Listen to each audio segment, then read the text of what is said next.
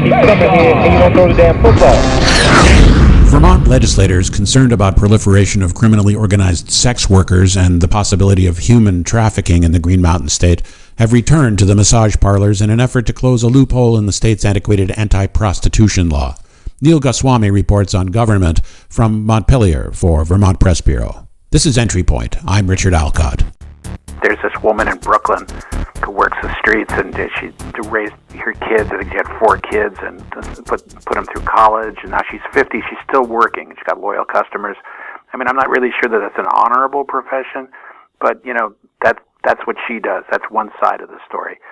There's Puritan America. It's disgusted with itself, doesn't value pleasure, basically despises women. But the points that you raise is that the real prostitution story in Vermont is essentially about slavery in America, slavery in Vermont that's happening here now. Yeah, could you talk a little bit about that side of the story? Sure. Well, one of the big issues that people are seeing in Vermont right now is human trafficking, or what they believe is human trafficking, and they're having a little difficulty proving that or getting alleged victims to come forward and say that that's what's happening.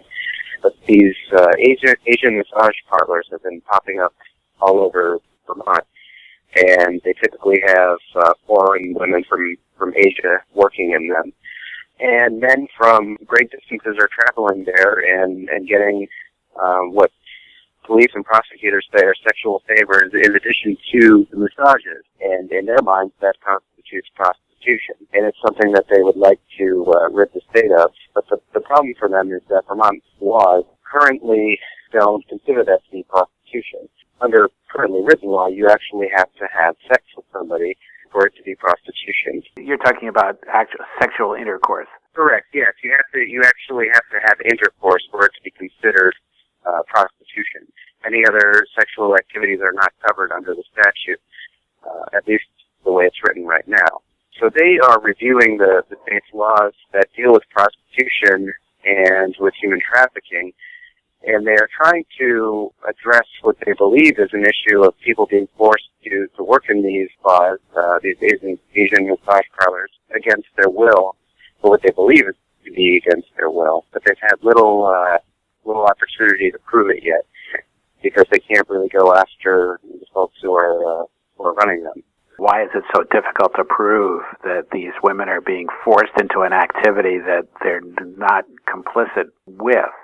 Well, I think one of the things that was brought up last week in the Senate Judiciary Committee was the case in Bennington, where two of these massage parlors, were raided. The women working there had their own legal documents, passports, green cards, that sort of thing. They had appropriate living spaces. They appeared to be free to come and go as they pleased when they weren't at work.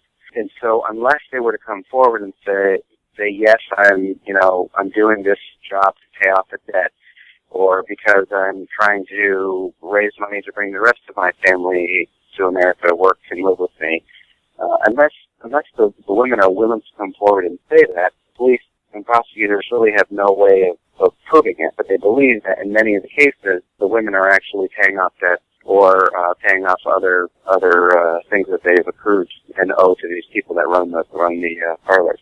Right. So essentially, they're indentured servants. Correct. A system that most of us would have thought was, gone a long time ago. But according to police in Vermont, it's still happening. It's unclear yet what might come of it. I think right now it looks like the best bet is that they'll update the prostitution statutes, which were last updated in 1919, to at least allow police and prosecutors to go after some of the people that are encouraging this activity in spas around Vermont. And I think there's 14 right now, according to the latest tally. So the people who are ultimately responsible for breaking the law are the owners and operators of these establishments. Yeah, that's the other tricky part. The Senate Judiciary Committee Chairman Dick Sears, he doesn't want to go after the people working in these spas who he believes are victims in this situation. So they're looking at ways where they can go after the owners of the massage parlors, rather than the women who are likely victims in his view. So there's a lot of things to juggle here, and I'm not sure yet how it's all going to shake out. But he feels pretty confident that they will have some updated the laws by the end of this session. Neal Goswami writes about Vermont government for the Vermont Press Bureau. You've been listening to Entry Point.